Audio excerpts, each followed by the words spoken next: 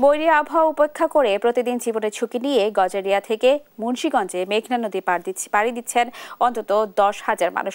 দুর্যোগপূর্ণ আবহাওয়াও থেমে নেই তাদের যাত্রা। এ নিয়ে জানাতে সরাসরি যোগ দিয়েছেন সহকর্মী সুমিত সরকার সুমন। সুমন, প্রশাসনের পক্ষ থেকে কোনো সতর্কতা বা ব্যবস্থা নেওয়া হয়েছে কি, বিস্তারিত জানাবেন। জি স্নেহা, আপনি যেমনটি বলছিলেন সারা দেশের কিন্তু ঘূর্ণিঝড় শক্তির কিন্তু প্রভাব মুন্সিগঞ্জে পড়েছে। এখানে কিন্তু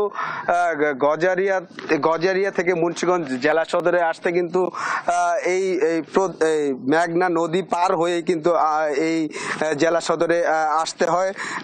এতে করে কিন্তু তাদের ট্রলারে জীবনের ঝুঁকি নিয়ে কিন্তু আসলে যাত্রীরা পার হয়। এখানে কিন্তু প্রশাসন বলছেন যে তারা সতর্ক করছেন, কিন্তু এখানে কিন্তু আমরা এসে সেরকমটা দেখতে পাচ্ছি না। এখানে কিন্তু প্রশাসন বলছেন যে প্রতি ট্রলারে 10 থেকে 15 জনের বেশি যাত্রী নিয়ে তারা পারাপার করতে পারবেন না। এবং এখানে যেটি লক্ষ্য করেছি আমরা, প্রশাসন বলছেন যে তাদের লাইফ জ্যাকেট থাকবে প্রতিটি ট্রলারে, কিন্তু আমরা কিন্তু একটি ট্রলারেও কিন্তু আসলে সেই লাইফ জ্যাকেট দেখতে পাইনি। তো এখানে কিন্তু আসলে জীবনের ঝুঁকি নিয়ে কিন্তু গজারিয়া থেকে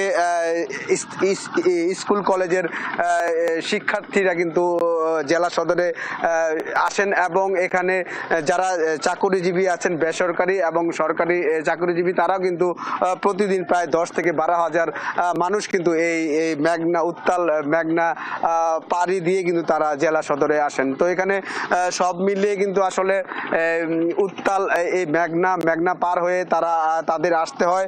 তাদের যদি প্রধান পথ কিন্তু এই নৌপথেই এই দুটি নদী পার হয়ে আসলে তাদের আসতে হয়। এবং যদি নদী উত্তাল থাকে তারা কিন্তু নারায়ণগঞ্জ হয়ে প্রায় 70 কিলোমিটার ঘুরে কিন্তু আসলে তাদের জেলা সদরে আসতে হয় বলে আমরা এখানে জানতে পেরেছি। তো সব মিলিয়ে এখানে আসলে জীবনের ঝুঁকি নিয়ে কিন্তু আসলে তারা নদী পার হচ্ছে, মেঘনা নদী। তো এই ছিল আমার কাছে মেঘনা নদীর পার থেকে সবশেষ খবর। স্নেহা।